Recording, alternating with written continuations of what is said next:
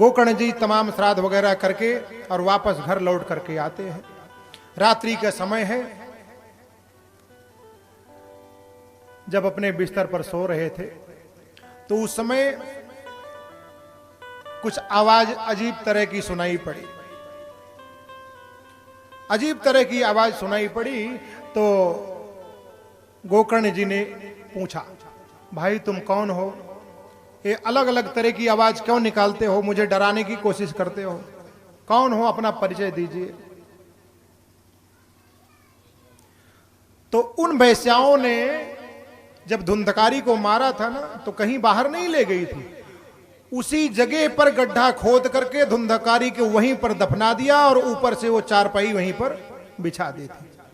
और उसी चारपाई के ऊपर आज आ करके गोकर्ण जी सो रहे हैं। रात्रि के समय वही धुंधकारी प्रेत बन करके और अलग अलग तरीके की आवाज निकाल रहा है। गोकर्ण जी को डराने की कोशिश करता है। गोकर्ण जी उठकर खड़े हो गए और हाथ जोड़कर कहा कि हे भाई तुम कौन हो? मुझे अपना परिचय दीजिए। तो प्रेत जो होता है ना, उसके बोलने की शक्ति नहीं होती, समझ गए? प्रेत के बोलने की शक्ति नहीं होती है। तो उसने अपने हाथों से इशारा किया तो गोकर्ण जी समझ गए, क्योंकि गोकर्ण जी महात्मा है। गोकर्ण जी समझ गए, यात्रा करके लौटे थे। प्रेत ने इशारा किया कि जो आपके कमंडल में जल है उस जल का छिंटा लगा दीजिए तो हमारी तुम्हारी वार्ता हो सकती है।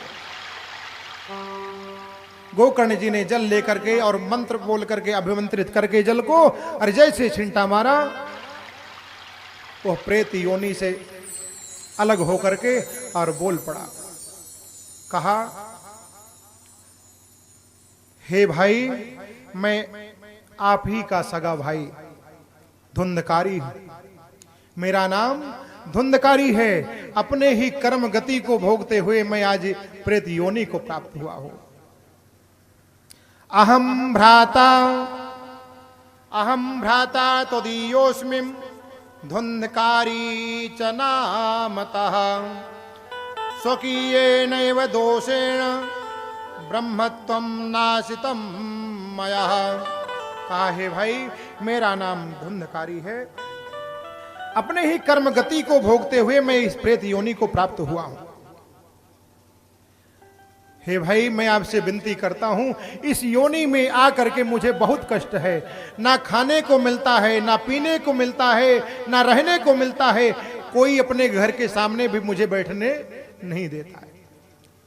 प्रेत की यही अवस्था होती है। जो भी व्यक्ति प्रेत योनि में जाता है ना, जिसकी अकाल मृत्यु हो जाती है, उसको ना जल मिलता है, ना अन्न मिलता है, ना वायु मिलता है, उसको कुछ नहीं मिलता है। वो समझ लो कि 18,000 वर्ष तक प्रेत योनि में निवास करता है। यही उसके लिए नरक होता है। क्योंकि ये जो देह है, इस देह का दुरुपयोग किया। इस देह को पाने के लिए तो देवता भी तरसते हैं, और इस देव को उस मानव ने पा करके और उसका दुरुपयोग किया, इसलिए उसको यह दंड दिया जाता है। ये देव योनि प्राप्त हुई है, समझ लीजिए। समझ गए?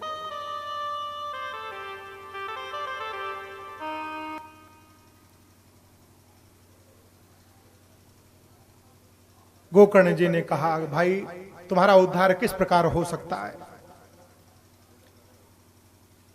तो प्रेत ने कहा, हे भाई जिस प्रकार भी मेरा उद्धार हो सकता हो, मुझे इस प्रेत योनि से छुटकारा दिलाइए। मैं आपका एहसान पूरे जीवन नहीं भूल सकता हूं। हे भाई मुझे इस बंधन से मुक्त कराइए। गोकर्ण जी चिंता में पड़ गए कि मैं कौन सा यत्न करूं, कौन सा यत्न करूं। गोकर्ण जी ने कहा कि हे भाई तुम मुझे थोड़ा सा समय दीजिए, मैं अवश्य यत्न करूंगा।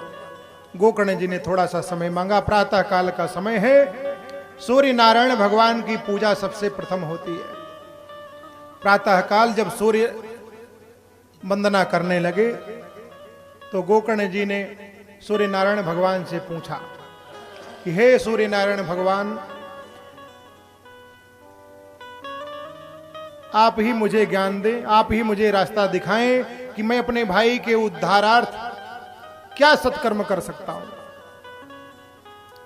सूर्य नारायण भगवान ने सांकेतिक शब्द में कहा कि हे गोकर्ण जी, तुम अपने भाई के उद्धारार्थ जो है श्रीमद् भागवत कथा का आयोजन कीजिए।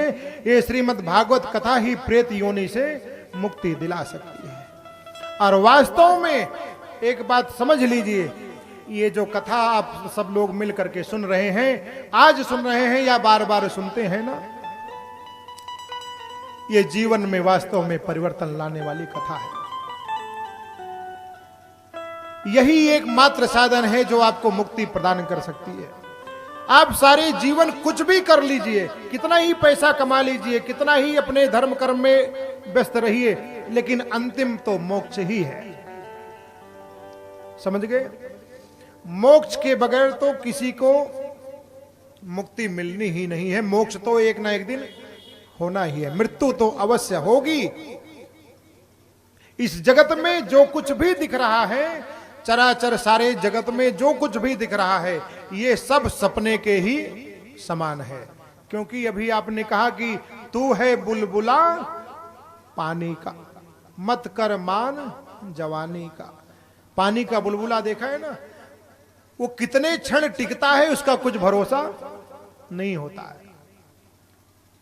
ऐसा ही जीवन मनुष्य का है।